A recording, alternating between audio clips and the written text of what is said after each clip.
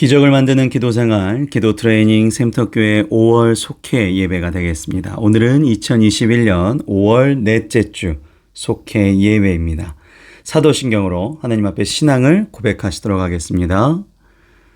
전능하사 천지를 만드신 하나님 아버지를 내가 믿사오며 그 외아들 우리 주 예수 그리스도를 믿사오니 이는 성령으로 잉태하사 동정녀 마리아에게 나시고 본디오 빌라도에게 고난을 받으사 십자가에 못 박혀 죽으시고 장사한 지 사흘 만에 죽은 자 가운데서 다시 살아나시며 하늘에 오르사 전능하신 하나님 우편에 앉아 계시다가 저희로서 산자와 죽은 자를 심판하러 오시니라.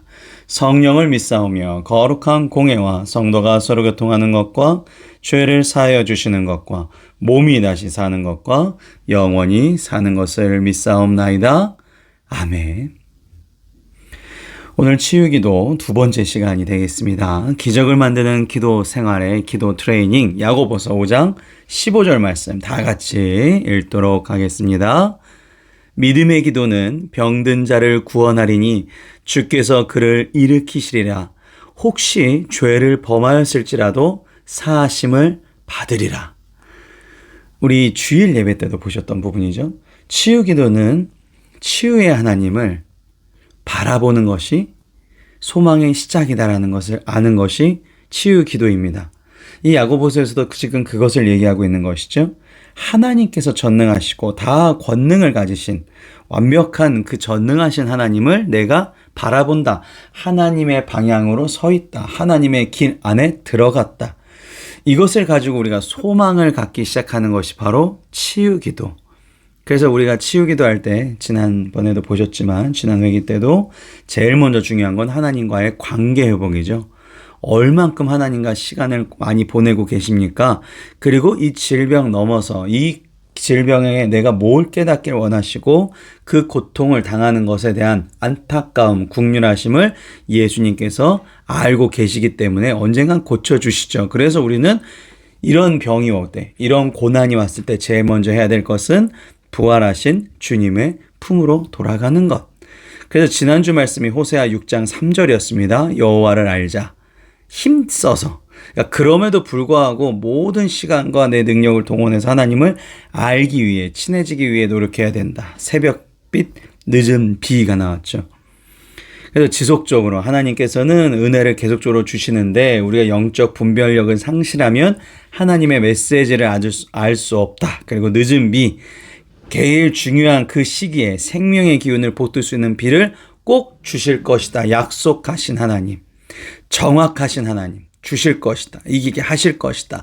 회복하실 것이다. 역전할 것이다. 이게 내 입술로 고백이 되어질 수밖에 없다. 왜요? 내가 하나님과 친해져 버리면 전능하신 하나님과 정말 그 안에 내가 머물게 된다면 내가 그 안에 그가 내 안에 머물게 된다면 나는 강한 존재가 될 수밖에 없기 때문에 그렇죠. 이게 내 영적으로 트레이닝이 중요합니다. 몸도 마찬가지죠. 그쪽에 있는 부분을 계속 쓰면 뉴런과 시냅스가 계속적으로 발전하면서 그 부분의 힘이 강해지는 것처럼 하나님을 생각을 자주 하면 하나님에 대한 그 능력과 권능을 우리가 함께 더불어서 누릴 수 있다라는 것입니다. 그래서 치유기도는 치유의 하나님을 바라보는 것이 소망의 시작이 됩니다. 그러면 그 소망이 시작되었으면 소망의 방향은 어떠해야 되는가? 모든 사람이 죽음을 향하여 갑니다. 시간의 노예거든요. 근데 우리는 소망을 향하여 간다는 거죠. 내가 그 안에 그가 내 안에 되면 우리는 무서운 게 없습니다. 시간도 우리한테는 더 이상 무섭지 않죠. 내가 점점 늙어지네. 얼굴이 흉해지네. 이 부분 기관들이 약해지네. 모두가 죽음을 향해서 가고 그것 때문에 무서워서 안티에이징을 할 때 우리는 소망을 향하여 간다는 거죠. 하나님 앞에서는 영원, 소망이란 단어가 가장 적합한 분이기 때문에 나는 소망을 향하여 간다. 이렇게 방향을 소망을 향해 가면 자 오늘 본문 말씀 다시 보시죠. 믿음의 기도는 병든 자를 구원한다라는 거죠. 여기서 구원이 병을 고쳐준다는 얘기죠. 병든 자였으니까 그 병에서 내가 자유로워진다라는 것입니다. 근데 이 사람이 길을 가다가 죄를 범하니까 잘못 갔더라도 어떻게 되죠? 소망의 하나님을 내가 계속적으로 방향을 잘 잡고 있으면 사하심을 받는다. 다시금 회개, 즉 회복할 수 있다라는 것입니다. 하나님의 그 길로 다시금 돌아갈 수 있다는 뜻이 되죠. 그래서 소망의 방향이라는 것은 결국 내가 이렇게 수술도 받을 수 있고 약을 처방하는 그 의사한테 그 의사를 위해서도 내가 기도해야 되는 부분이 바로 그런 거죠. 이 의사가 정말로 올바른 수술, 올바른 약을 처방할 수 있게 하여 주시옵소서. 항상 우리가 기억해야 될 것은 결국 치료는 하나님께서 하십니다. 치료비는 의사가 받는 거예요. 무슨 병원에 안 가고 그냥 왜 계속 기도만 해서 낫는다. 이거는 하나님을 도리어 시험하는 행위죠. 아니, 진통제나 혹은 이 약을 먹으면 나을 수 있는데 왜 그거를 기도합니까? 항상 기도는 원래 하는 겁니다. 이 병 낫게 해주세요. 이것뿐만 아니라 우리는 항상 쉬지 않고 기도해야만 하는 것이죠. 결국 내가 그 의사를 위해서도 어떤 약을 위해서 어떤 수술을 위해서도 기도를 하는 겁니다. 왜요? 결국에 치료는 하나님께서 하셔야 되기 때문에. 내가 이렇게 수술을 받고 좋은 의사를 만나고 좋은 병원을 갈 수 있는 것도 축복이죠. 근데 거기 안에 축복이 아니라 내 정욕이 들어가는 순간부터 그 다음부터는 이게 문제가 됩니다.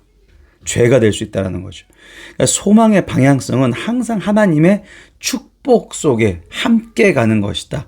그러면 이게 어떻게 되느냐? 결과가 감사가 됩니다.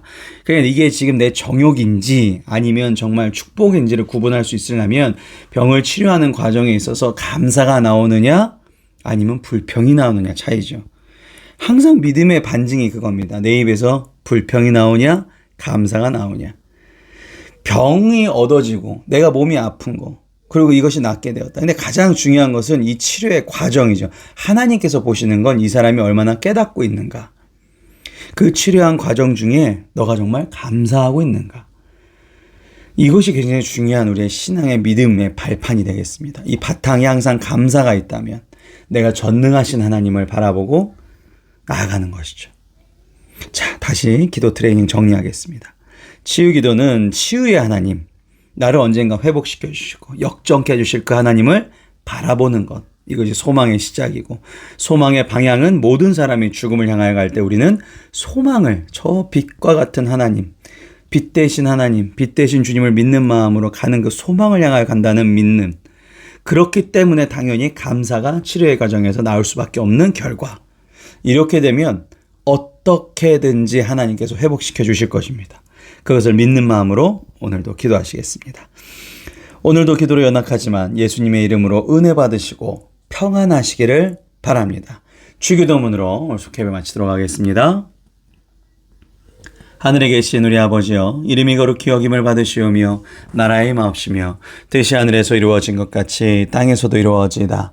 오늘날 우리에게 일용할 양식을 주시었고 우리가 우리에게 죄 지은 자를 사하여 준 것 같이 우리의 죄를 사하여 주시었고 우리를 시험에 들게 하지 마시었고 다만 악에서 구하시옵소서. 나라와 권세와 영광이 아버지께 영원히 있사옵나이다. 아멘.